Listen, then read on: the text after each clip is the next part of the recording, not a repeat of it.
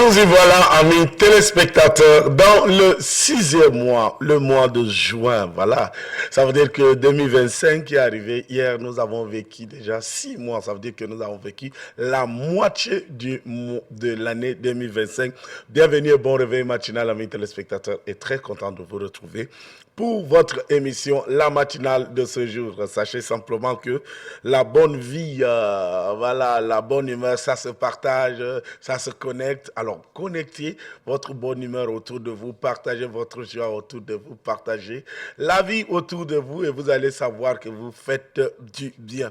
Nous sommes déjà disposés, l'équipe chapeautée toujours par cette gazelle, la belle dame Minga Nodidina Love, qui est déjà installée pour vous servir. Aujourd'hui, je me retrouve seul sur le plateau, mais qu'à cela ne tienne, ce n'est qu'une partie remise. Mes dames ont décidé de m'abandonner seul sur le plateau pour des raisons, l'une pour la santé, l'autre pour des obligations. Alors, je suis là et nous allons continuer l'aventure, mais surtout vous aider à affronter la semaine qui s'ouvre avec le nouveau mois qui s'offre à nous. Et vous savez que le premier hier a amené la pluie. Ça veut dire que ça va être un mois bien béni, bien dosé. Un mois aussi rempli de surprises. Le matin de ce jour, c'est les ressources humaines. C'est aussi parler IA, c'est aussi, nous allons retrouver Nepi Timbaïdian qui sera là, intercaler des clips, intercaler des capsules, voilà, pour vous permettre de passer une jolie journée, mais aussi une jolie matinée. Alors, retrouvons simplement ce groupe mythique congolais qu'on appelle Kilongo Gospel qui va nous chanter Massia.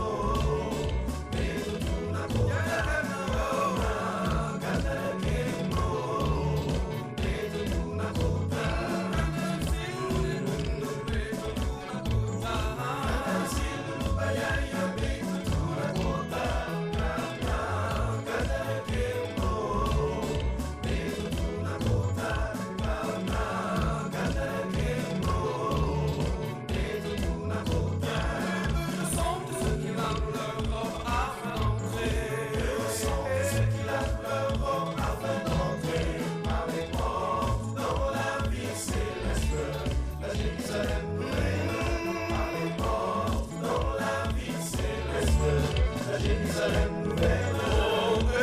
quiconque s'accroche à Jésus afin d'entrer. Le quiconque s'accroche à Jésus afin d'entrer par les portes dans la vie céleste.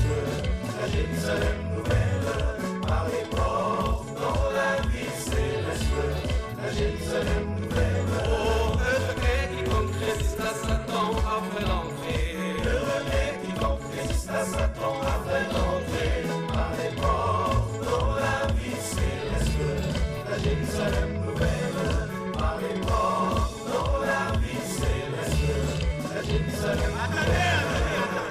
Parce que c'est même pas la Jérusalem nouvelle. C'est la ville où Jésus lui-même est le maire. De retour sur le plateau à Kilongo Gospel. Voilà, vous avez vu une fusion entre Congo et le Tchad. Vous aurez reconnu la tête du chanteur Ramadine Dierasum parmi les trois Congolais. Et c'est ça la musique. La musique, ça transporte. La musique, ça mène hors de frontières.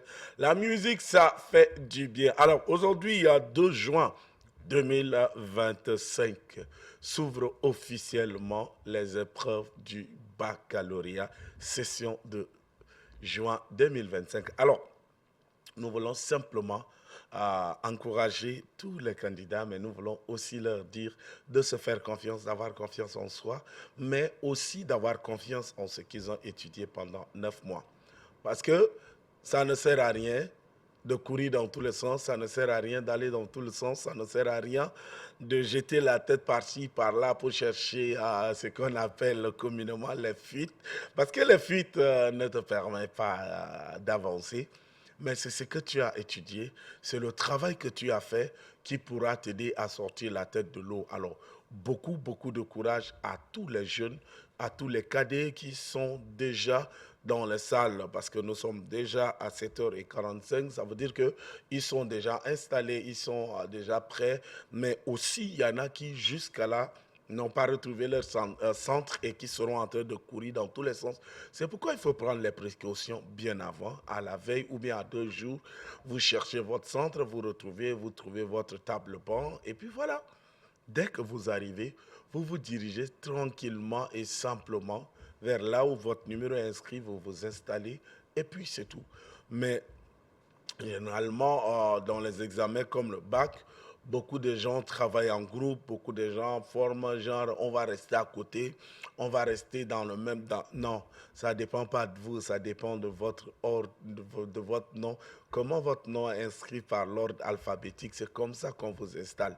Mais tout ce que nous voulons vous dire ce matin, à travers Electron Télévision, tout ce que nous voulons vous dire ce matin à travers l'émission e-matin, c'est d'avoir confiance en vous-même, c'est d'avoir confiance en ce que vous avez étudié, c'est d'avoir confiance en vos enseignants qui vous ont tenu à l'haleine pendant 9 mois. Pendant 9 mois. Hier encore, j'ai changé avec un jeune qui va composer, qui me disait qu'il avait le trac, il avait peur, et je lui ai dit c'est normal.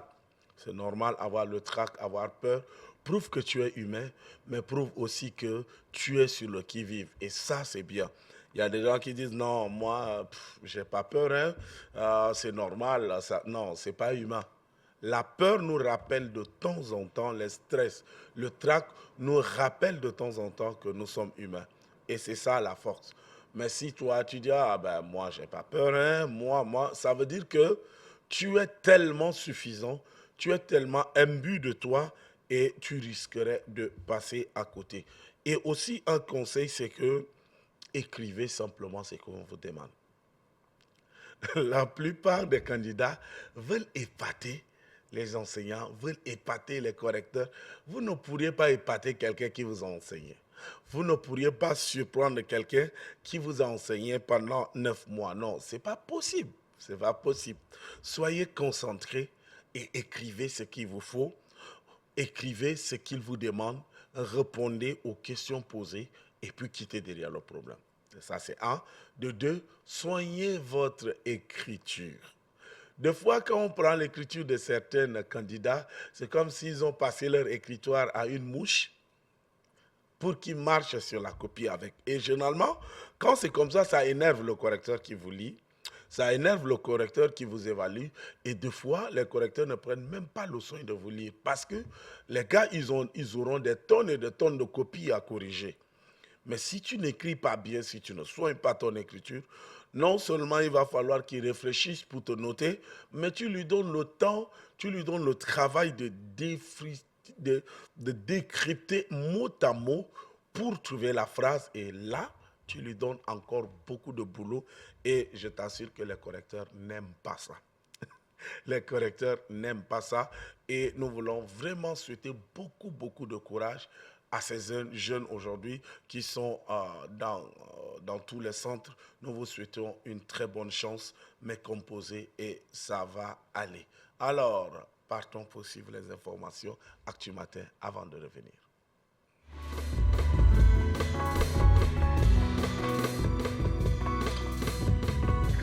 Le Tchad court fatalement vers sa perte et qui frise même la dislocation. Ce qu'on voudrait faire de Masra, ce qu'on voudrait faire après à la suite de Masra, c'est connu. Ce n'est pas à cause de ce qui s'est passé à Mandakao. Pas du tout. Ce qui s'est passé à Mandakao, il y a des gens bien connus qui ont créé ce conflit et qui vont l'exploiter et dont on a attribué comme ça seulement à Masra succès. Et nous autres aussi sommes préparés à y passer, mais c'est dangereux pour un pays. La situation est tendue, la situation est éruptive. Quand on est un bon dirigeant, même si on a des calculs économiques au niveau international avec certains États, comme c'est le cas pour pouvoir exploiter je ne sais quoi dans des terroirs ou dans des territoires, il faut passer autrement. Ça se passe par le consensus et par l'entente. On peut réunir les populations, leur dire votre localité, on veut pouvoir l'exploiter. Et donc, nous avons besoin de votre adhésion à ces projets structurants, mais on n'a pas besoin de fomenter un conflit pour que les gens s'affrontent, pour qu'il y ait 40 morts. Je vais vous dire quelque chose de très important. Vous savez, j'ai parcouru l'ensemble du Tchad et je connais la région du Sud, je connais les Gambaye. Dans la culture Gambaye, un Gambaye ne peut pas s'élever comme ça, tuer une femme. Dans la culture Gambaye, un Gambaye ne peut pas s'élever, tuer un enfant. Même ce pas seulement chez les Gambaye, mais partout dans le Tchad, s'en prendre vertement une femme, tuer un enfant de 6 ans, rarement, c'est dans la culture des Tchadiens. Mais ce qui s'est passé là, c'est véritablement les Tchadiens qui ont fait ça? J'en doute. Pourquoi c'est arrivé? Seul le pouvoir peut nous dire comment et pourquoi c'est arrivé. Nous savons ce qui s'est passé réellement. Mais le moment venu, nous voulions que l'État lui-même, que le gouvernement lui-même qui s'est précipité avec ses 3 ministres dans une scène de crime qui ne regarde pas les ministres, une scène de crime, c'est là où on fait les enquêtes, une scène de crime appartient à ceux qui doivent aller faire le travail. Ce n'est pas le rôle des ministres, normalement c'est le cas.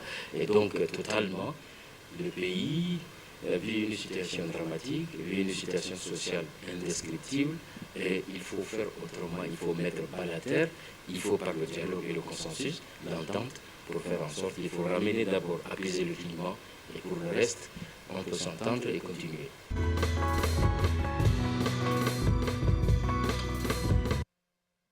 في الأسبوع الماضي تم إيقاف عدد من كبار المسؤولين في وزارة العمل الاجتماعي والشؤون الإنسانية عن ممارسة مهامهم من قبل الوزير المختص، ولم يتم تقديم أي سبب رسمي، لكن الشائعات تقول إن القرار مرتبط بزيارة مسؤولين من هيئة مكافحة الفساد المستقلة. لقد اكتشفت هذه المؤسسة أن مئات الملايين من الدولارات قد اختفت من خزانة هذه الوزارة، وقد تم رفض عقوبات مخففة عن هؤلاء الأشخاص رفيعي المستوى في انتظار إبلاغهم بمصيرهم الحقيقي في حال تورطهم في هذا الاختلاس. وبحسب الشائعات فإن أموال دافعي الضرائب التشاديين كانت ستذهب إلى جيوب هؤلاء الأفراد المتورطين، ويقال إن هذا الإجراء الاحترازي سيسمح لهم بسداد ما أخذوه من خزائن هذه الوزارة في وقت يتدفق فيه آلاف من اللاجئين عبر التراب الوطني. ويعتقد العديد من المراقبين أن مثل أعمال النهب هذه في الهواء الطلق يجب أن يعاقب عليها بشدة. إذا أثبتت إدانتهم فيجب أن يواجهوا القوة الكاملة للقانون في وزارة العمل الاجتماعي هناك ضجة، الذعر يسيطر على الجميع بالنسبة للمسؤولين عن هذه المؤسسة التي تحارب هذه الآفة التي تنخر الإدارة العامة، فإن مرتكبي الاختلاس في وزارة العمل الاجتماعي لن يفلتوا من أيدي العدالة القاسية. ويقول رئيس هذه الهيئة أنه لن يتنازلوا. منذ ذلك الحين ظل كبار المسؤولين الموقفين عن العمل يفكرون في وضعهم، ويشعر بعض المسؤولين عن غير المتورطين في هذه الفضيحة التي لم يتم الكشف عن هويتهم بالابتهاج. ويقول إنه حان الوقت لتنظيف أو إجيال داخل هذه الوزارة التي يعتبرها البعض محمية خاصة بهم، يفعلون فيها ما يحلو لهم، يرتدون كافة الممتلكات المادية والمالية ويستخدمونها كما يرون مناسبا. وقد أكلوا هذه المهمة بكل إخلاص إلى بعض المسؤولين التنفيذيين في الوزارة المذكورة. ويأمل أن تقوم وزارة العمل الاجتماعي والشؤون الإنسانية بالتواصل لتوضيح الرأي العام الوطني بأن هذا القرار الذي اتخذته يعود إلى فضيحة مالية. دعونا ننتظر ونرى.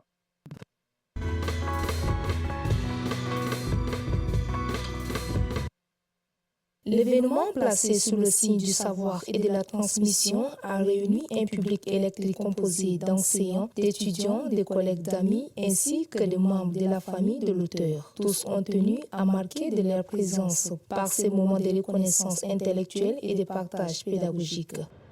Nous sommes censurés que le besoin du professionnalisme dans le domaine de la préparation et la construction des unités éducatives, des cours dans nos écoles, nos collèges, lycées et universités, représente un grand défi, un défi vital. La preuve en est que beaucoup des inspecteurs, des managers de l'éducation, se plaignent du fait que la plupart des enseignants et des enseignantes manquent du professionnalisme dans leur métier lors des visites de leur classe. Dans un contexte éducatif à constante mutation, cet ouvrage se présente comme un véritable repère pour les professionnels de l'enseignement. Sa richesse réside non seulement dans la clarté des concepts développés, mais aussi dans la méthodologie accessible qu'il propose à toute personne désireuse d'améliorer la qualité des interventions pédagogiques. Les témoignages recueillis à l'occasion soulignent l'intérêt suscité par cette publication, tant pour sa pertinence théorique que pour sa portée pratique. Lors de son intervention, je me suis vu touché parce qu'il était aussi enseignant. Le document de Jean-Claude est tombé à un bon moment. C'est beaucoup plus dans l'enseignement fondamental. L'enseignement fondamental, ça veut dire que le secondaire et primaire, qu'il y a des livres qui orientent la méthodologie, mais dans l'enseignement supérieur, nous avions assez de choses qui ne marchent pas. Je voyais en lui qu'un jour il peut écrire, il aimait trop lire. Okay, donc c'est quelque chose que lui, c'est resté en lui et je savais. Mais j'avais ce pressentiment, mais je ne sais pas par quel moyen il peut arriver et je ne fais que le féliciter et le remercier. L'un des attraits majeurs du livre réside dans son approche interactive, mêlant questions-réponses, remarques et suggestions. L'ensemble s'articule autour de plusieurs axes pédagogiques fondamentaux, désormais à la disposition de tous les acteurs du système éducatif tchadien. Par cette initiative, Jean-Claude Ndjiram vient d'enrichir le corpus didactique national et offrant un outil de référence aux enseignants soucieux d'excellence et d'innovation dans la préparation de leurs leçons.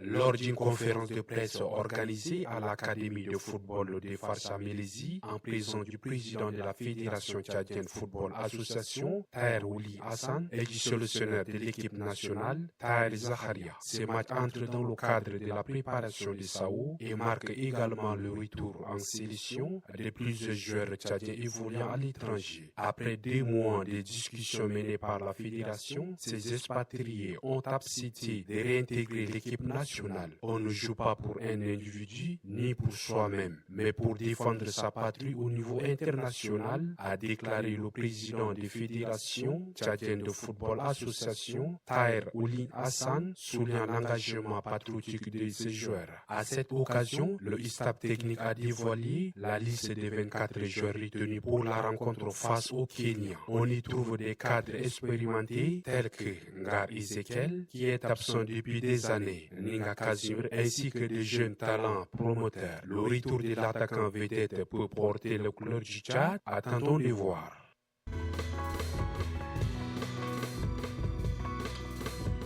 C'est avec ce chant d'accueil que la cérémonie a débuté. Dans le cadre de ces programmes pédagogiques permettant aux élèves d'assimiler les contenus des cours, le complexe scolaire Henri Wallon a pris rendez-vous avec les parents, les administrateurs, les invités et acteurs de l'éducation pour faire le bilan des 9 mois de cours des élèves de différents niveaux. Esaïe Oulouna, le directeur général du complexe scolaire Henri Wallon, parle de la politique Henri Wallon.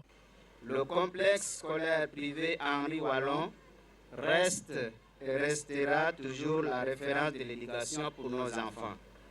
Dans notre logique de la culture d'excellence, nous demeurons toujours rigoureux, organisés et innovants pour assurer un enseignement de qualité à nos progénitures. À l'ère des nouvelles technologies, de l'information et de la communication, un TIC, nous avons bien voulu s'adapter aux exigences de notre temps en insérant à côté des disciplines enseignées de la maternelle au lycée, l'informatique.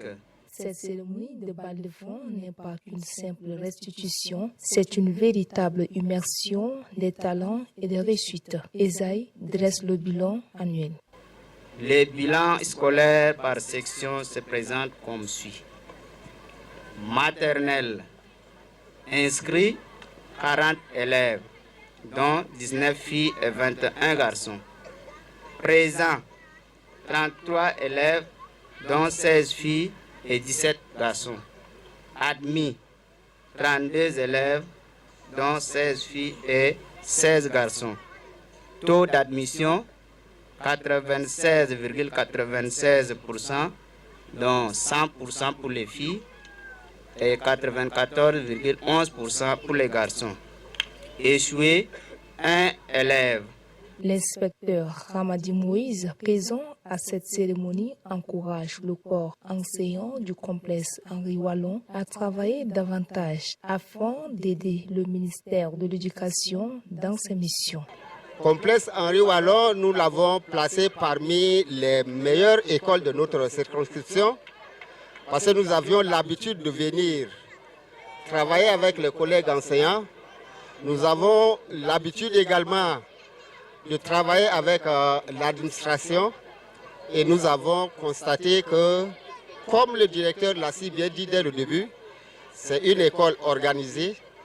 C'est une école qui s'est donnée pour l'encadrement des enfants. Les parents de leur côté se disent satisfaits de la réussite de leur progéniture malgré quelques irrégularités. À noter que cette cérémonie a pris fin avec les pas de danse, des poèmes ainsi que la remise des prix aux meilleurs élèves.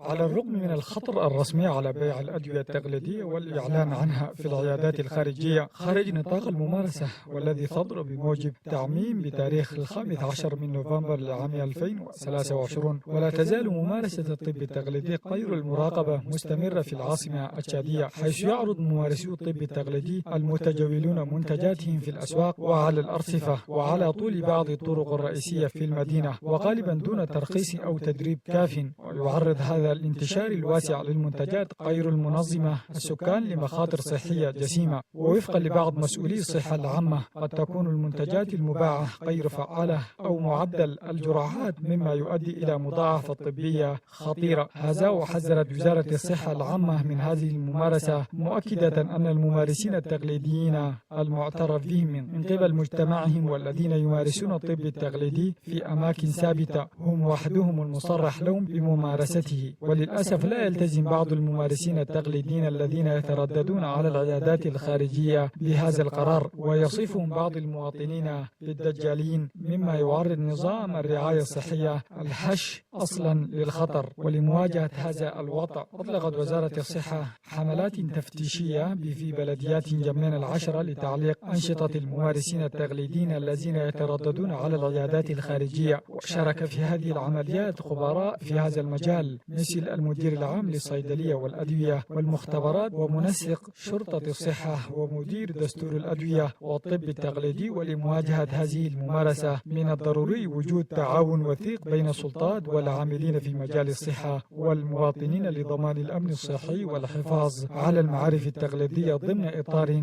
منظم.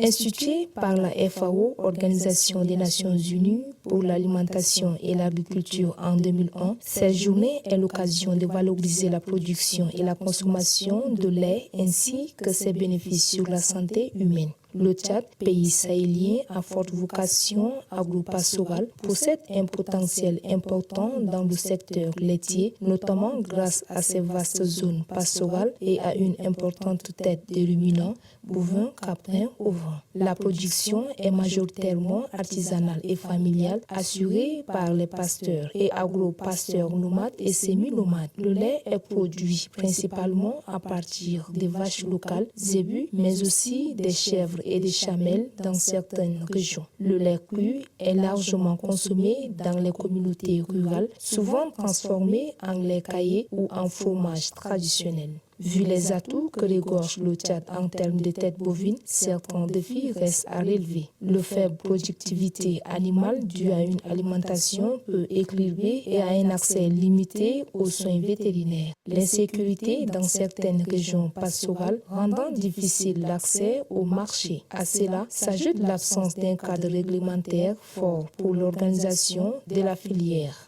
Le lait représente une source essentielle de revenus et de protéines pour des millions de Tchadiens. Les ONG et partenaires techniques FAO, GIS et TESERA développent des programmes pour soutenir la filière laitière. Des projets pilotes à N'Djamena, Moundou, à Béché ou dans le Mayou Kébi ont démontré qu'il est possible d'améliorer la collecte, la transformation et la distribution du lait local. Cette journée est une occasion d'exposition des produits laitiers, de sensibilisation sur les bienfaits du lait et des campagnes de promotion du lait local. Le thème est souvent axé sur l'autonomisation des femmes très impliquées dans la transformation du lait, la sécurité alimentaire ou la résilience climatique. La Journée mondiale du lait est une opportunité stratégique pour le Tchad de valoriser son potentiel laitier, de sensibiliser le public sur les enjeux de nutrition et de relancer les efforts en faveur du développement durable de cette filière. Elle peut aussi contribuer à réduire la dépendance aux importations de produits laitiers en soutenant la production locale.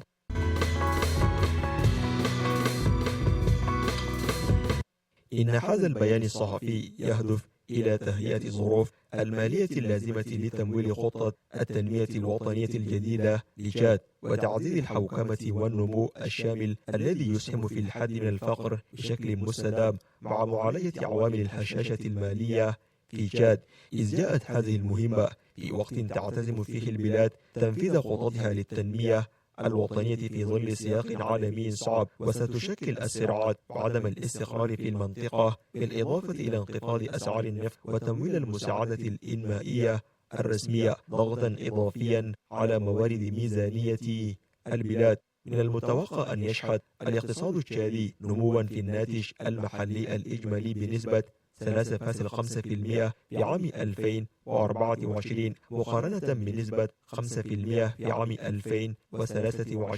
وتحث البعثة على اتباع سياسة مالية حكيمة ومستدامة لتوفير حيز مالي للإنفاق الاجتماعي والاستثماري الأساسي، وهو أمر ضروري لتحقيق نمو مرن وشامل وتحسين نتائج التنمية. ومن المهم زيادة التمويل المباشر وتغطية برامج التحويلات النقدية والتغذية المدرسية. وفي قطاع النفط سيمثل التقرير التدقيق بشأن الإيرادات الحكومية خطوة مهمة نحو مزيد من الشفافية وسيدعم برنامج صندوق النقد الدولي الحكومة على وجه الخصوص من خلال تقديم تشخيص للحوكمة الاقتصادية والمالية وسيادة القانون. وتضيف البعثة أنه ينبغي لتشاد أيضا مواصلة التعاون الوثيق مع شركائها الإقليميين لضمان الاستقرار المالي في إطار المجموعة الاقتصادية والنقدية لوسط أفريقيا.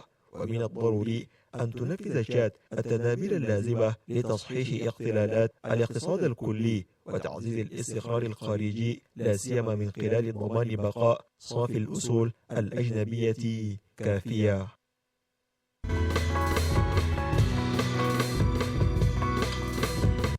Fiers de leur héritage, les Mundang se singularisent par leur attachement indéfectible à leurs traditions. Longtemps perçus comme un peuple replié sur lui-même, ils s'ouvrent désormais au monde sans renier leur identité. Le mariage, chez eux, incarne cette dualité, un socle ancestral influencé aujourd'hui par les mutations sociétales et les religions. Les dots en pays Mundang ont effectivement évolué parce que aujourd'hui, les jeunes garçons, les jeunes filles ne suivent plus le même parcours de leurs aînés.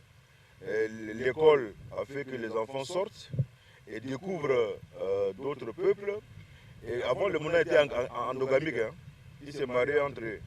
Mais déjà, aller à un autre village, déjà, c'est loin. Aujourd'hui, les Mundang sont ouverts. Hein. Le mariage est exogamique souvent. Et ce n'est plus la même contrainte, aussi bien pour les mariés que pour les parents. Et moi, dans ma famille, j'ai tout. Le Tchad est représenté, des Akawa, des Goran, des Arabes, des Ngambaye, des Sara, des Mouroum, j'ai tout. Des Peuls, j'ai tout dans ma famille. Donc il y a cette ouverture-là que l'école a apportée, que les voyages aussi ont permis aux enfants de bouger et de ne pas être forcément allérés dans leur village. Donc, ils peuvent rencontrer d'autres choses. Des rites de dot aux cérémonies de bénédiction, chaque étape du mariage Mundang engage la collectivité. Ce moment solennel, empreint de chants, de danses et de conseils des sages, est un véritable théâtre de la mémoire collective. Mais les défis n'en manquent pas. La grande modification, c'est l'instabilité conjugale. Avant, quand on se marie, c'est à vie. Parce que quand il y a un conflit dans un couple, les deux familles vont s'arranger pour que le couple reste soudé. Pour les enfants, mais aussi pour le bonheur du couple. Et la famille contribue un peu à stabiliser le foyer et à créer les conditions d'une vie harmonieuse. Aujourd'hui, ce n'est plus le cas. Hein. Les gens se sentent plus indépendants. Et ils ne pensent plus beaucoup à la famille parce que le mariage, c'est une affaire de deux personnes. Alors qu'en réalité, avant le mariage, ce n'est pas seulement une affaire de deux personnes. Une affaire de deux familles, des clans, des villages. Donc quand on se marie dans un village, on devient allié de ces villages-là. Parce que de sorte que lorsque tu es de tel village, tu vas là-bas, tu vas dire j'ai ma soeur ici. Et tu es accueilli comme chez toi. Même s'il y a un problème, on dit ah, c'est notre belle famille, on ne peut pas faire de problème. Aujourd'hui, ce n'est plus le cas. Au pays Mundang, se marier ne relève pas seulement de l'amour ou du droit. C'est un rite de passage, une institution sociale, un hommage aux ancêtres et un legs aux générations futures. Et tant que résonneront les tambours de ces noces, la culture Mundang ne cessera de vivre.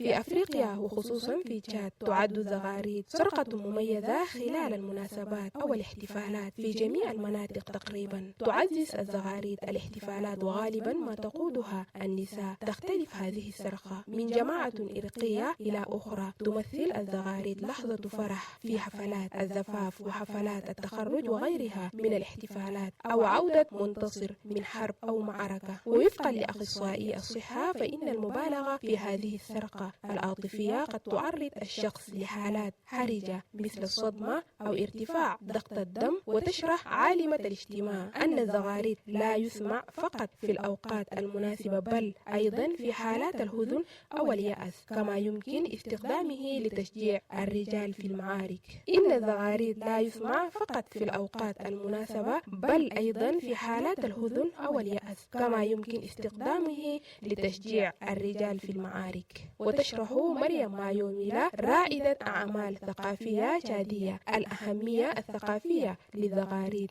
في الدول الأفريقية، ومن الضروري أن تكيف النساء الأفريقيات أو الزغاريد وفقا لظروفهن سواء كنا في فرح أو في حزن. ولتجنب اندثار الطقوس الأفريقية التقليدية من المهم توعية جيل الشباب بأهمية الزغاريد، وهو أمر من شأنه أن يضيف قيمة إلى الثقافة الأفريقية.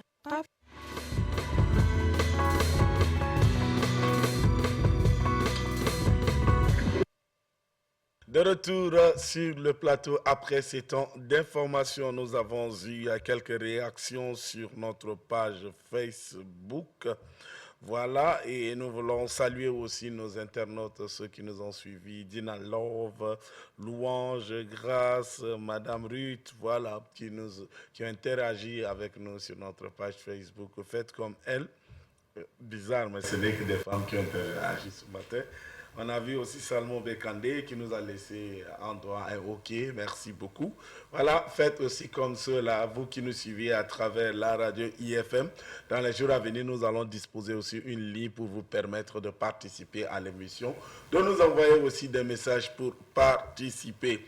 Voilà, cela nous a permis de recevoir sur le plateau Nem Sidonie alias Mama Iya. Après que nous avons parlé de l'intelligence artificielle dans la vie des jeunes Africains, aujourd'hui on leur rabat sur le chat l'intelligence artificielle et le chat. Bienvenue. Merci. J'espère que tu vas bien. Je vais bien, merci. D'accord. Aujourd'hui, nous allons parler de l'intelligence artificielle et son usage au chat. Son usage au chat. Oui, l'intelligence artificielle d'abord s'impose dans le monde entier comme un moteur de transformation économique, sociale et même éducative.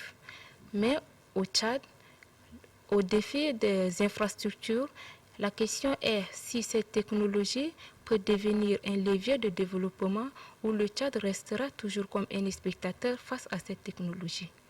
Alors on peut dire que l'intelligence artificielle reste peu développée au Tchad parce que son usage est souvent marginalisé et informel. Parce que peu des jeunes qui sont formés dans ce domaine, mais ils ne savent pas comment cette technologie évolue. Et là, ça reste un défi. Et ce défi est dû aux obstacles que rencontre le Tchad, tels que l'accès à l'Internet limité, même le manque de formation des spécialistes en intelligence artificielle. On peut aussi dire que c'est la méconnaissance plutôt de cette technologie. Alors, moi, j'aimerais simplement comprendre que l'utilisation de IA chez nous est marginalisée, tout ça. Mais comment faire pour bien l'utiliser, étant donné que la jeunesse tchadienne aujourd'hui a la tête seulement à tout ce qui est amusement, jouer, créer des choses. Comment faire? Quel conseil les donneriez-vous, par exemple, pour mieux utiliser l'intelligence artificielle? Bon, pour mieux utiliser l'intelligence artificielle, déjà là, le problème qui se pose toujours, ce sont que des infrastructures numériques. Okay. Donc, si l'État peut investir dans des infrastructures numériques et même inclure l'enseignement de cette technologie dans l'éducation, parce que jusqu'à présent, le système éducatif ne propose pas encore un programme officiel de cet enseignement dans nos écoles.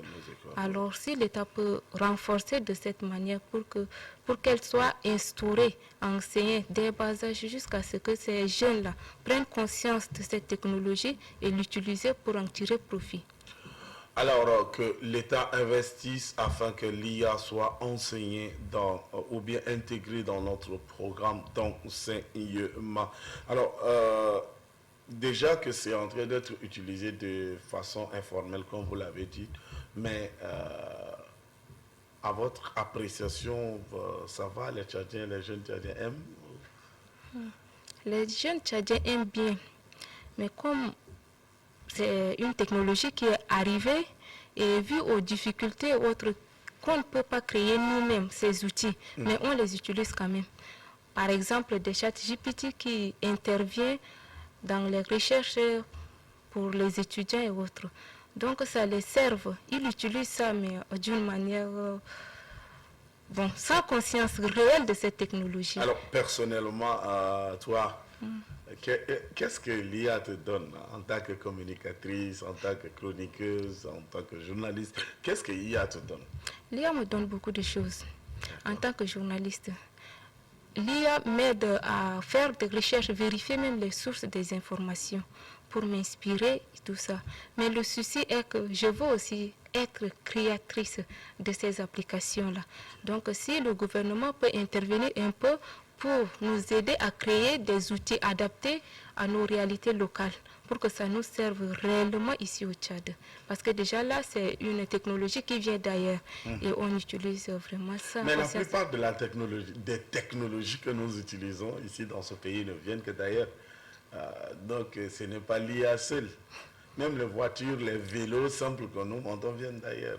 Ça vient d'ailleurs bien sûr, mais ma crainte est que on veut aussi être créatrice de ces technologies-là. On veut aussi notre propre technologie. Wow. Ouais, c'est ça. J'aime bien ce défi-là, j'aime bien ce challenge. On veut aussi être créateur de nos technologies, mais aussi de tout ce que nous pouvons utiliser. Mais j'aime bien. Alors, si aujourd'hui l'État te donne les moyens, ou bien te dispose des choses, comment tu vas faire? Si l'État me dispose des choses, je vais d'abord chercher à créer des outils qui seront adaptifs à mes réalités, mes problèmes, mes solutions réelles et locales de ce pays, telles que ce que je vis d'ailleurs, pour créer ça et faire avancer comme d'autres personnes. Parce que déjà là, beaucoup plus ce que l'IA dispose, ce sont... Bon, ça prend d'abord le quotidien des Américains et des Blancs, mais ils ne prennent pas trop compte des problèmes du Tchad. C'est comme quelqu'un me racontait, un jour il est allé sur IA le consulter sur un nom, et le nom ressemblait aussi à un nom d'un sénateur américain. Et puis voilà, l'IA lui a dit que le nom là, c'est un sénateur, il a des milliards, il vit dans un château. La personne a dit qu'il a quitté tranquillement l'IA parce que la personne où lui fait des recherches sur lui, là, c'est le nom seulement qui ressemble. Mais la personne la vit ici au Tchad, tout ça. Donc, est-ce que, quand vous avez dit, est-ce que, comme on dit, l'intelligence artificielle est conditionnée, mais travaillée et alimentée, est-ce que le jeune Tchadien ne peut pas aussi alimenter l'intelligence artificielle par les informations de chez nous? Bon, le jeune Tchadien peut alimenter bien sûr, mais seulement que c'est un peu limité. Limité parce qu'il y a certaines informations dont tu peux chercher, redemander, mais l'IA ne fournit jamais. Parfois il contourne comme vous venez de suggérer là, il part en Amérique, chez les Blancs et autres, mais en réalité, les réalités du Tchad, là, il n'a pas toutes ces informations. Et il y a aussi des informations qui ne sont pas... Il faut d'abord que ces informations soient dans les plateformes pour que l'IA prenne connaissance et puis te donne, mais il y a certaines informations dont il ne prend pas connaissance. Et là, vraiment, c'est un peu limité pour un jeune Tchadien qui veut vraiment alimenter cette technologie. D'accord. Merci à Nemam Sidoni. Toujours en quelques minutes, mais ça va, tu nous douces. Alors, quel sera un mot de fin, quel sera un message à l'endroit des jeunes Tchadiens qui nous regardent ce matin? Pour un mot de fin, l'IA déjà est une lame de fond mondial. Et le Tchad déjà est exposé à cette technologie. Mais le Tchad utilise cette technologie comme un simple utilisateur. Mais le souci est que maintenant, pour ne pas que le Tchad soit exclu de cette technologie, il faut que le Tchad d'abord prenne une position créative qui serait capable de créer lui-même ses propres outils à ses solutions réelles et locales pour qu'elle ne soit pas exclue demain dans une technologie là. Merci beaucoup à Nemam Sidoni d'être passé et de nous parler de l'utilisation de l'IA au Tchad. Elle est toujours utilisée dans le sens rudimentaire, pas avec les outils qu'il faut. Il faut révolutionner l'utilisation de l'IA par la jeunesse, mais aussi par tous les Tchadiens. Merci Sidoni. Merci. Voilà, je vais simplement te raccompagner avec un métier, un boost. L'art-thérapie, ça consiste en fait à aider les gens par la pratique des arts. Et en particulier les personnes atteintes de difficultés ou de handicap. Mais ça peut être la musique, ça peut être la danse, toute forme artistique peut être bonne pour ce genre de pratique en fait. La pratique du dessin en petit groupe permet aux gens de s'exprimer. Donc, par exemple, les gens qui sont handicapés, qui peuvent être retardés, qui ont du mal à s'exprimer, qui sont peut-être un petit peu exclus de la société, ont tendance à perdre l'estime d'eux et donc à être dévalorisés. Et souvent se sentent un petit peu rejetés, à bonne raison, souvent.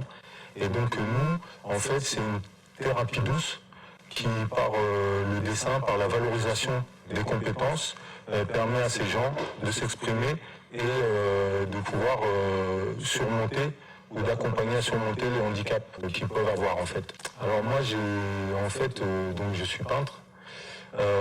La pratique de l'art-thérapie est assez développée dans les pays du Nord, au Canada, aux États-Unis, et dans les pays du Nord de l'Europe. Moi en France, j'y suis arrivé par ma pratique artistique et en travaillant dans un établissement pour personnes adultes handicapées, donc cérébrolésées, ayant des atteintes au niveau cérébral, de naissance ou à la suite d'un accident de la vie. Et donc, en intégrant cet établissement, en fait, je me suis formé à la pratique de l'art-thérapie. Et la formation, en fait, moi, peintre, je sais que ça marche, puisque je l'ai fait pour moi. C'est en quelque sorte une thérapie d'apprendre à s'exprimer par la pratique des arts. Donc si ça marchait pour moi, ça devait marcher pour les autres. Et en effet, ça marche. Et c'est toujours on essaie toujours d'être d'une façon positive. C'est-à-dire qu'une personne qui a très peu de moyens, soit physiques, on va quand même l'encourager. Et c'est aussi du non-jugement. On ne juge pas la personne. Moi, dans la formation que j'ai faite, c'est vraiment l'expression et le rendu, à la limite, on s'en fiche. Mais à force, au terme des séances, parce que c'est vrai que c'est sur le long terme souvent, on constate que la personne peut apprendre, donc on conserve les acquis, mais on va aussi apporter quelque chose d'autre. Elle va apprendre, et puis elle va aller dans son monde, elle va s'épanouir aussi dans sa créativité. Donc se revaloriser, donc reprendre de l'estime de soi, donc se sentir mieux, donc là c'est gagné. C'est un peu le but. Oui, moi ça me nourrit. Donc oui, ça peut. Et puis c'est allier sa passion pour les arts, et puis faire un métier qui est valorisant, parce qu'on peut aider les autres. Donc c'est au contact des personnes. Donc on en retire, ça nourrit aussi ce qu'on fait ensuite dans sa pratique artistique. Donc, et la pratique artistique nourrit le travail. Donc c'est un cercle vertueux, on va dire. Très content d'avoir pu vous rencontrer Electron, et puis très content de ce séjour très bénéfique à tout point de vue, en ayant rencontré beaucoup d'acteurs sur le terrain, des établissements, des personnes qui œuvrent pour aider les jeunes, notamment, donc avec qui on a pu travailler, nouer des contacts, et essayer que notre association, notre collectif Sarafa puisse continuer d'œuvrer.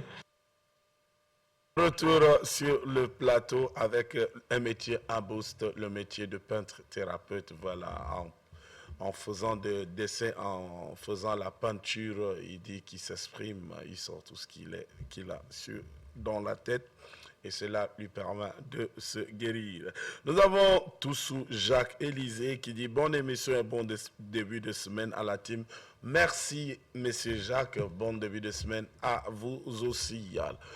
Cela nous a permis de recevoir notre chroniqueur des ressources humaines juste après le jingle.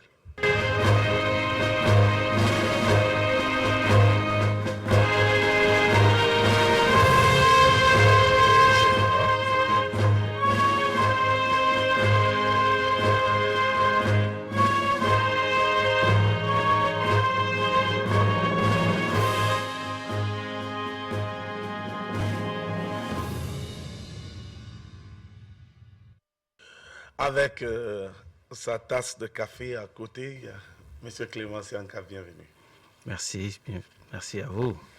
Ma tasse de café parce qu'il fait beau temps et voilà, ça demande à ce qu'on chauffe le ventre. En tout cas, je vous informe, amis téléspectateurs, chers internautes, qu'il est venu sur mon plateau avec une tasse de café. Je dis une.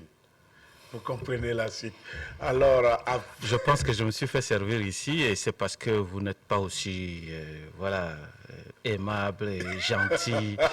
Voilà pourquoi on n'a pas, vous n'avez pas mérité le café. Le café. D'accord, j'irai à la fin de cette émission me rassurer réellement si je ne suis pas gentil pour mériter une tasse. La preuve. D'accord, on verra bien. Après avoir parlé de rémunération en nature, aujourd'hui nous allons parler de l'ENAPE, la corrélation entre l'interaction entre le RH et l'ENAPE. Oui, déjà il faut préciser d'emblée, je ne suis pas un agent de l'Office national de la promotion de l'emploi. Je ne suis pas même si j'ai beaucoup interagi avec cette institution, je ne suis pas le porte-parole de l'ONAPE. Non, je parle de l'ONAPE en tant qu'institution avec laquelle les ressources humaines interagissent. Donc, je ne rentrerai pas du tout dans la gestion de l'ONAPE, de quels sont et tout. Non, je parlerai de ce que l'ONAPE est pour les ressources humaines, forcément, mais pas dans l'intention ni de faire un procès, ni de mettre en avant quoi que ce soit à l'ONAPE. Il faut bien puisque c'est une institution, il y a des responsables de ces institutions qui sont là et qui peuvent, s'ils veulent bien... Vous n'êtes pas un chargé de communication. Exactement. Et donc, du coup, voilà, il faut restituer la chose déjà de cette manière. Maintenant, l'Office national de la promotion de l'emploi, c'est un office créé, n'est-ce pas, par une loi, tout en sachant que l'énoncé de sa création a été dans le Code de travail. Et c'est important donc de le préciser comme ça. Donc ce n'est pas une institution qui est sortie hors cadre du travail. Elle a des responsabilités. Avant de parler de l'interaction, quelles sont les responsabilités qui nous intéressent aujourd'hui de l'ONAPE? L'ONAPE, c'est, comme son nom l'indique, c'est un office. Au niveau national, qui s'occupe de la promotion de l'emploi. Très logiquement et consacré par la loi, l'ONAPE est le seul qui doit s'occuper d'abord des statistiques en matière d'emploi. Donc ces statistiques-là, pour connaître par exemple quel est le taux de chômage, quels sont le taux de femmes employées, le taux de voilà, tout ce qui est statistique est dans la responsabilité de l'ONAPE. Voilà pourquoi d'ailleurs, les gens ne comprennent pas, l'ONAPE a le monopole non seulement normalement des statistiques, mais a aussi le monopole de placement. Même s'il y a une ouverture, c'est l'ONAPE qui est la seule institution qui est censée placer les gens ou, entre guillemets, gérer le placement du personnel. Et d'ailleurs, au-dessous de cette disposition-là, ce qui est interdit au Tchad, c'est justement ce qu'on appelle un peu la traite de main-d'œuvre. Ça, c'est par exemple totalement interdit. La loi tchadienne n'a pas évolué pour arriver, par exemple, que ETV dise bon, moi j'ai besoin d'un comptable et que ETV ne recrute pas ce comptable, fasse recruter ce comptable par quelqu'un et que cette personne la place le comptable à ETV, par exemple. Ça, c'est une pratique qui s'est fait dans beaucoup de pays, mais le législateur tchadien n'a pas évolué pour donner cette disposition-là encore. Donc, il faut bien qu'on comprenne ce sujet. L'autre chose de l'ONAPE, à côté de placement, c'est aussi de suivre les employés dans les contrats, dans des... par exemple, la loi, et là je vais peut-être parler déjà, la loi impose à ce que dès l'instant que vous avez un contrat de 6 mois, votre contrat doit passer par l'Office national de la main-d'œuvre. Et aussi le contrat des expatriés.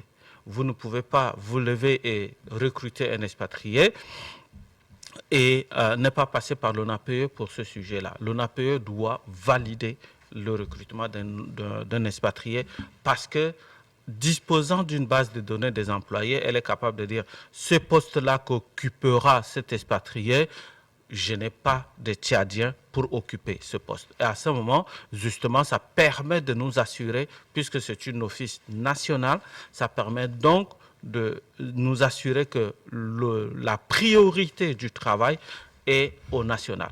Donc ça, c'est quand même un point important dans les dispositions de l'ONAPE. Ça, c'est en dehors du fait qu'aujourd'hui, l'ONAPE a créé beaucoup d'autres choses comme le programme PAD, le programme... Bon, ça, comme je dis, je ne vais pas entrer dedans parce que je ne suis pas de l'institution, mais néanmoins, ces programmes et ces activités-là, interagissant avec le RH, on en parlera un peu.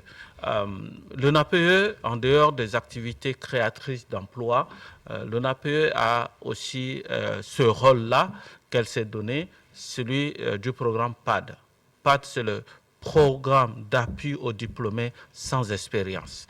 Et ce programme-là permet donc aux entreprises de recevoir à l'intérieur de leur institution des gens qui ont des diplômes, qui sont à la recherche du travail, qui sont à la recherche de l'expérience. Et ce programme permet donc, au travers de l'ONAPE, de recevoir des gens pour un maximum de 6 mois, si ça n'a pas évolué, 3 mois renouvelables une fois. Et vous recevrez donc des stagiaires payés par l'ONAPE pour venir apprendre le travail chez vous. Donc vous devez, vous en tant qu'institution, simplement signer un accord avec l'ONAPE. Et si jamais ce stagiaire-là à l'intérieur de votre institution vous plaît, à un comportement professionnel que vous estimez que ça peut évoluer à l'intérieur de l'entreprise, vous le retenez et puis vous rompez maintenant le contrat de stage avec l'ONAPE. Donc ça, c'est par exemple ce programme PADE, qui est programme d'appui aux diplômés sans expérience. Voilà les choses que l'ONAPE fait et qui interagit avec les ressources humaines dans les institutions ou dans les projets. Maintenant, si vous connaissez ça déjà de l'ONAPE, à l'intérieur des ressources humaines, si vous êtes maintenant RH dans une institution, comment vous réagissez quand vous entendez l'ONAPE? D'abord, dans un premier temps, ce que vous faites avec l'ONAPE, c'est que comme toute institution en charge ou plutôt qui agit dans les ressources humaines, vous, en tant que ressources humaines, vous devez être en termes avec eux. Être en termes avec eux, c'est déjà aller les connaître.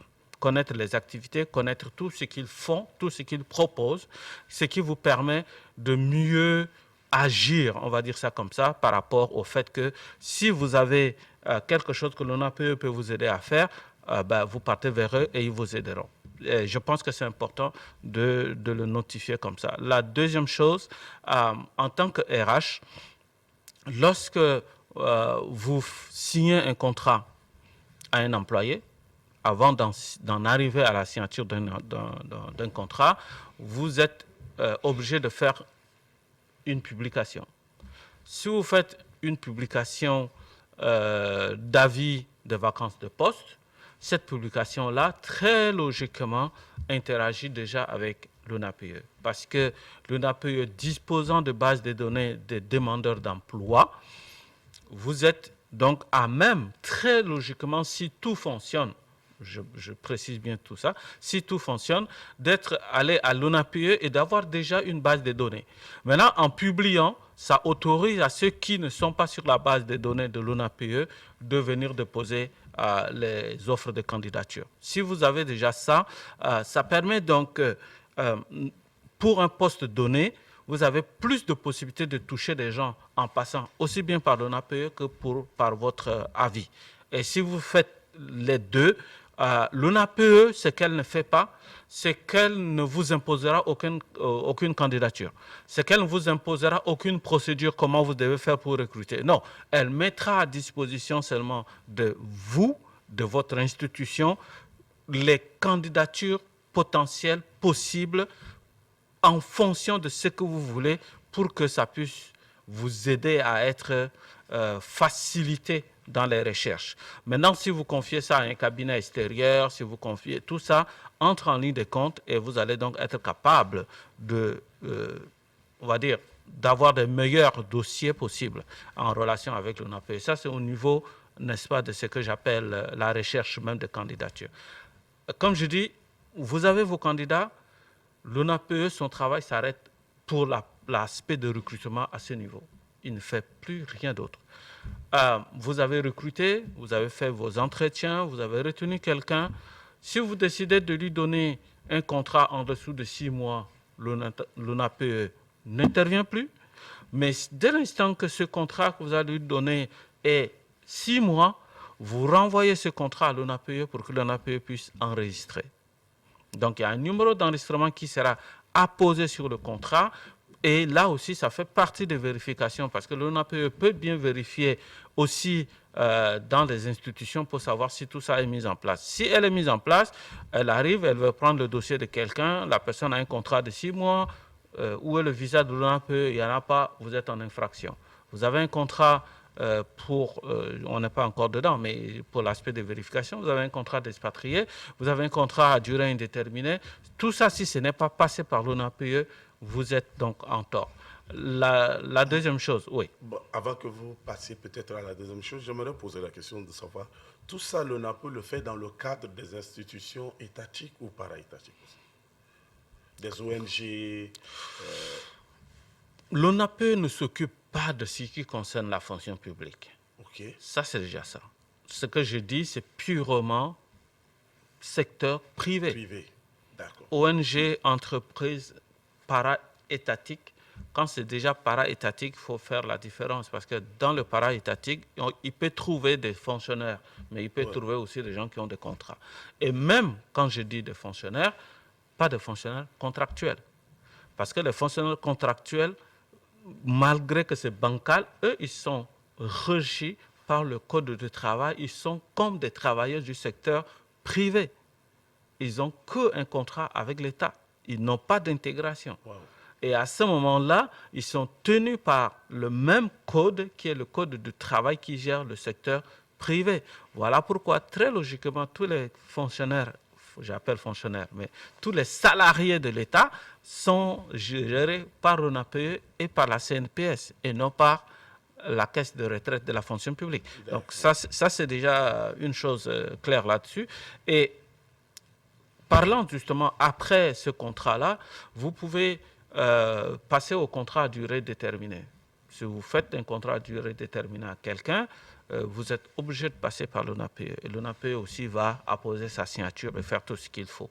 Maintenant, quand il s'agit d'un expatrié, supposons que vous lancez normalement pour en arriver à recruter un expatrié, on ne se lève pas en disant « ce poste-là, c'est un poste d'expatrié ». Non, on ne se lève pas de cette manière. C'est parce que d'abord, on a publié l'avis d'appel à candidature. Pour les Tchadiens, on en a fait des rappels avec l'ONAPE et des choses comme ça. Et on n'a pas reçu la candidature qu'il faut, l'expérience qu'il faut, la personne idéale qu'il faut. À ce moment-là, vous constituez votre dossier et vous partez à l'ONAPE et l'ONAPE va dire effectivement, nous avons tout fait pour retrouver un Tchadien à ce poste et nous n'avons pas pu trouver, vous avez l'autorisation de recruter maintenant un autre Tchadien. C'est comme ça la procédure. Et quand vous avez cette possibilité donnée par l'ONAPE, vous pouvez maintenant amener cet expatrié et cet expatrié va donc rentrer dans un cycle d'approbation et de choses pour en arriver à avoir son permis de travail qui est d'un an, renouvelable une fois, sa carte de travail, sa carte de séjour et tout ça basé sur ces premiers éléments qui sont très nécessaires. Mais si vous ne le faites pas, vous ne pouvez pas parce que, comme ça, ramener un expatrié en disant « non, le poste n'est pas accessible aux Tchadiens ». Malheureusement, il y a des situations qui sont très complexes par rapport à ça, mais la règle est ce que je viens d'expliquer et qu'on ne transige pas.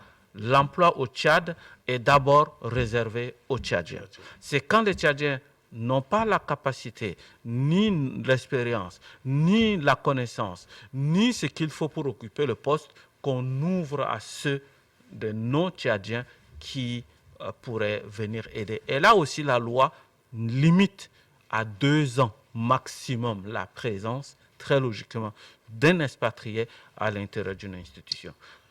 Merci beaucoup. Je pense que pour aujourd'hui, il faut qu'on digère.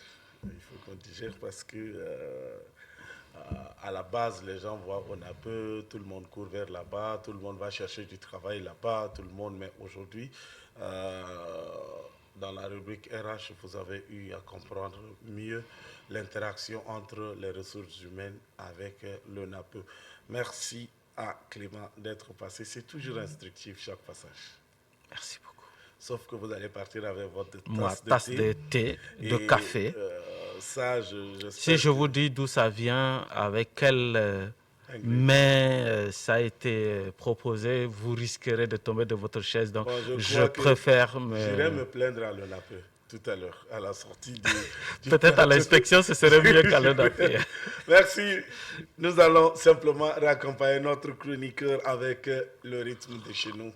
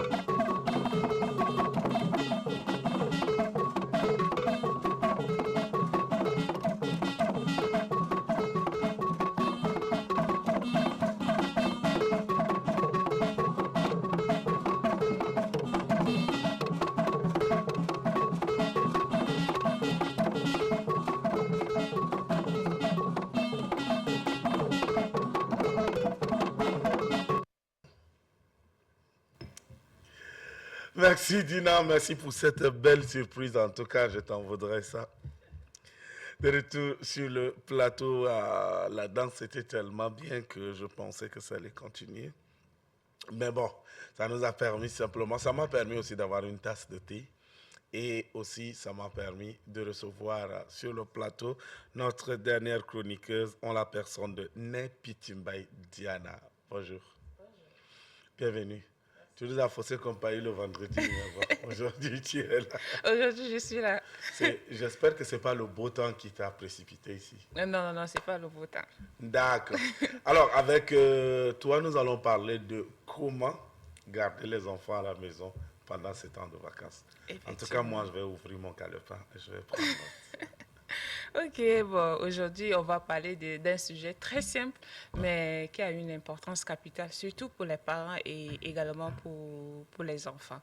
Parce qu'on sait que pendant les vacances, c'est une période de casse-tête pour les parents. Ouais. Et que dire rentrée scolaire, dit également vacances, dit aussi préparation. Ouais. Donc aujourd'hui, on va un peu parler, donner quelques stratégies aux parents ou bien les gens qui gardent les enfants à la maison, comment s'occuper ou bien comment occuper les enfants pendant cette période de vacances. D'accord.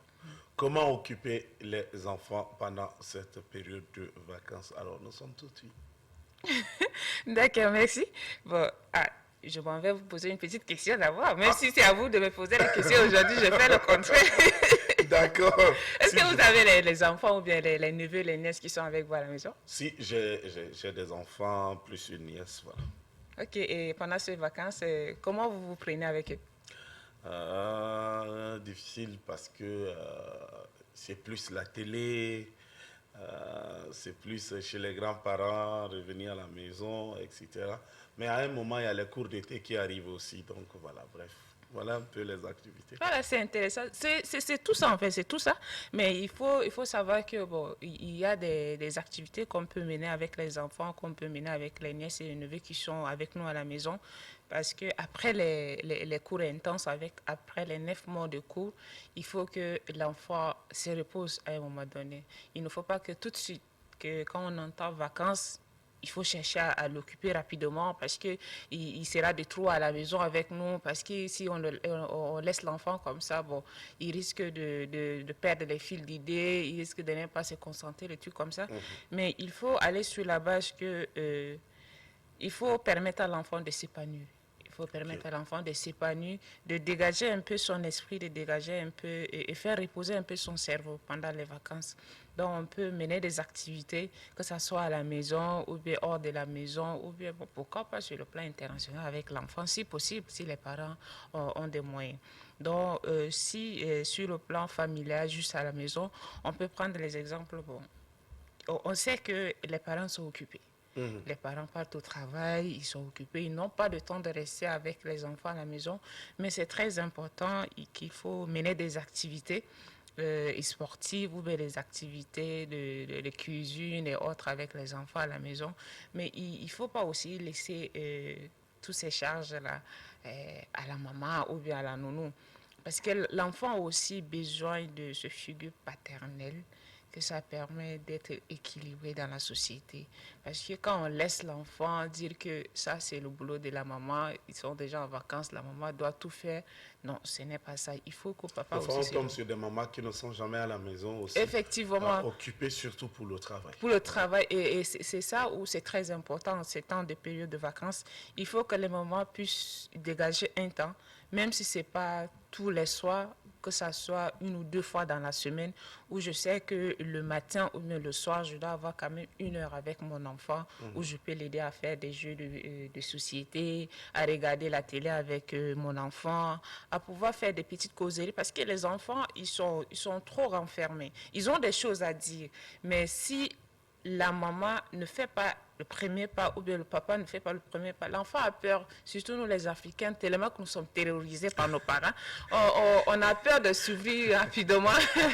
Et donc il faut que la maman fasse le premier pas et puis voilà, en regardant la télé, va dire que aujourd'hui qu'est-ce que tu as fait? Il faut pousser un peu et l'enfant va dire, bon, aujourd'hui j'ai fait ça, ils vont dire que, oh, mais si tu faisais ça, ça était intéressant. Et surtout, je mets l'accent sur les parents, surtout les mamans. Je sais que nous sommes en Afrique, moi aussi j'ai des parents, mais il faut parler en cette période-là avec les filles surtout. Il faut laisser les choses qu'on parle souvent, on dit que c'est les tabous. Il faut parler de la sexualité, par exemple, avec nos filles pendant cette période de vacances, parce que c'est très important de permettre à la fille de s'ouvrir un peu à sa mère. Cela permet à la jeune fille de se dérouter si facilement. Parce que si vous mettez deux filles ensemble, celle qui a l'habitude de se confier, de recevoir des orientations, des conseils de sa mère, elle se comporte différemment dehors que celle qui est renfermée en soi, qu'elle a peur de s'ouvrir à ses parents. Dès qu'elle sort, elle voit quelque chose, tout de suite, elle veut se lancer et faire. Mais celle qui est avertie, il va dire que non, si je fais ça, maman me disait qu'en faisant ça, j'aurai ça. Justement. Voilà. Donc, il y a aussi des centres aérés qu'on peut amener les enfants. Il y a aussi des activités, des bricolages, des jeux de société qu'on peut passer du temps à faire avec les enfants à la maison également. Merci Nefiti Diane. Moi, la question que j'aimerais poser, c'est qu'il y a des parents qui empêchent systématiquement leurs enfants de sortir hors de la cour, par exemple. Ils sont là à la maison, tout le temps dans la cour, même pendant les temps de vacances, même si les enfants du quartier jouent dehors, ils crient, ils chantent. Les enfants ont envie de sortir pour aller se frotter aux autres, mais il y a les parents qui les empêchent systématiquement. Soit c'est dans la cour, soit c'est devant la télé. Quel conseil ou bien quelle orientation pour ces gens de parents? Bon, on ne peut pas dire aussi que ces parents-là ont tort. Parce que notre société d'aujourd'hui est... Il y a des choses qui se passent et qui sont désolantes. Tu peux laisser ton enfant sortir, aller jouer avec ses camarades dehors, mais il y a des grandes personnes mal intentionnées qui peuvent prendre l'enfant et l'amener quelque part. Tu sors, tu cherches ton enfant, tu ne le trouves pas. Et ces derniers temps, tout le temps, on lit sur les réseaux sociaux que mon enfant est disparu, la vie de recherche et la disparition des enfants. Il y a aussi le phénomène de l'attouchement des enfants. Si tu ne laisses pas bien ton enfant dehors, en s'amusant avec les autres, quelqu'un peut passer et puis la faire du mal, surtout les filles. Dans ces phénomènes-là, il y a des parents qui sont prudents et refusent que les enfants sortent jouer, surtout hors de la maison avec les autres. Mais moi, je considère tout ça que c'est pas très bien parce qu'il faut laisser l'enfant s'épanouir. Il faut laisser l'enfant aller à la rencontre des autres. Ça permet à l'enfant de développer d'autres compétences et se familiariser aussi avec la mentalité des autres et ça peut l'aider à grandir. Donc, empêcher ou pas, il faut savoir le faire tout juste. Merci Anne Pitimbaï. Diana, je vais maintenir sur le plateau. Nous allons conclure ensemble l'émission parce que nous sommes arrivés pratiquement à la fin de l'émission. Merci d'être passé. Nous espérons vous retrouver le mercredi ou soit le jeudi. Tout dépendra de votre programme. D'accord. Merci amis téléspectateurs pour votre fidélité. Vous étiez de nôtres depuis 7h30 et nous sommes arrivés à la fin. Surtout les internautes, tous qui ont réagi sur notre page Facebook. Merci beaucoup à vous. La saison de pluie est déjà là. La pluie est là. C'est le moment où les voisins commenceront à se faire des problèmes. Pourquoi ton eau a coulé sous mon mur, l'eau de chez toi a coulé devant chez moi, on ferme par-ci. Je pense que c'est le moment où nous devrons faire bloc pour faire face à des eaux de pluie. Mais vaut mieux prévenir que guérir. Ces premières pluies nous montrent des choses à faire, nous montrent les lieux à damer, nous montrent comment canaliser, nous montrent comment prendre des précautions. Alors, mettons-nous au travail pour que les eaux de pluie ne nous causent pas de problème. Déjà, même les autorités nous disent de prendre des précautions pour éviter le pire. Ça, c'est ce qu'ils nous ont dit. Donc, la pluie est là, beaucoup de courage. Nous allons simplement refermer cette émission en vous laissant réfléchir sur cette pensée de Gandhi qui dit « La vie est un mystère qu'il faut vivre et non un problème à résoudre ». La vie est un mystère qu'il faut vivre et non un problème à résoudre. Au revoir.